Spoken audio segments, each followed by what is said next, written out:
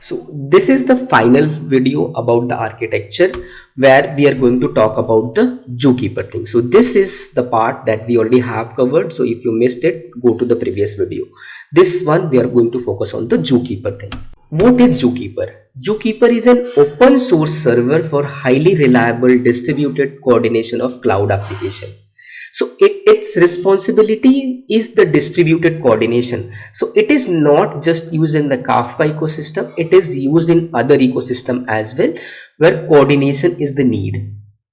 So Kafka uses this zookeeper to manage the coordination and synchronization of the brokers in the cluster, because in this setup also we need the coordination mechanism. What is the different responsibilities? First one is like it is just making the cluster management. It is used by Kafka to keep track of the brokers that are part of the Kafka cluster. This includes registering and unregistering brokers. New broker coming into picture, that means registering. Existing going down, that means unregistering. Apart from this, it will also detects automatically when a broker goes offline or come back online for a short span of time. The leader election, so we have different nodes, right? There needs to be a leader. So zookeeper is used to elect a controller node in the Kafka cluster.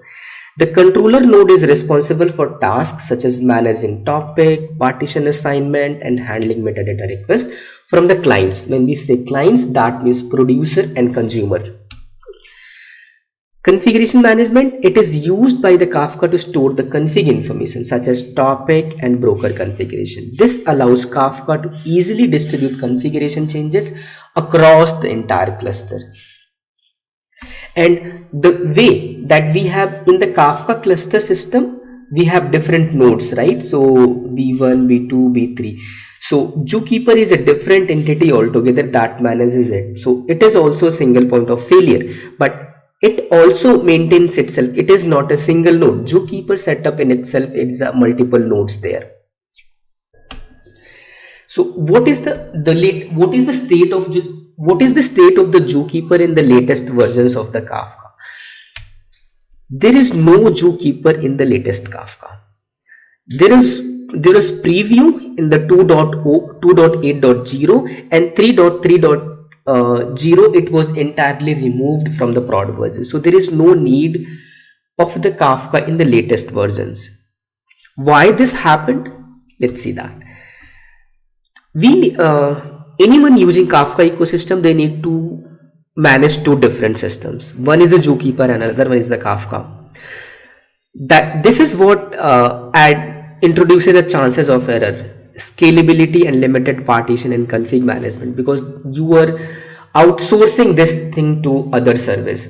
If somehow whatever zookeeper is doing, leader election, config management and all that thing, we can have some internal service, internal process in the Kafka itself that can do these things. We can get rid of the zookeeper altogether. That is what Kafka did. There is a limitation, a partition, scalability. It needs to communicate to the zookeeper. There is a network call there. They came up with the process or system within the Kafka itself. How it is there? The new metadata management system in Kafka is called the Kafka Raft mode.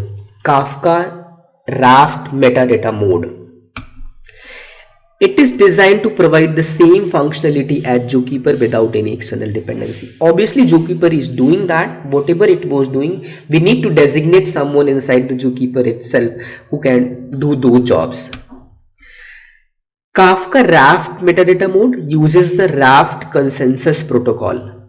So the main thing was the coordination and all that. When we have different parties doing the same job, there is a sort of consensus needed there. So I already have written an article on the LinkedIn. I'll put the link in the description box.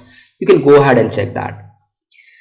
About the consensus protocol, there is a Raft, Paxos is also there. So Raft is what used by the Kafka. This approach allows Kafka to achieve high consensus across all brokers in a cluster, ensuring the metadata changes are propagated correctly and quickly.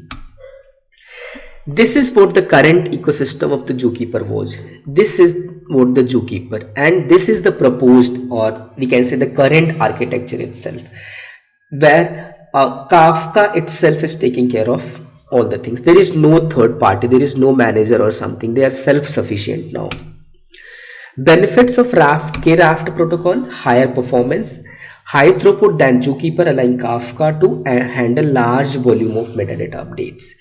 Better scalability, it can scale more easily than the Zookeeper, allowing Kafka to support larger cluster with more brokers. Improved security, improved. Last point is about the security.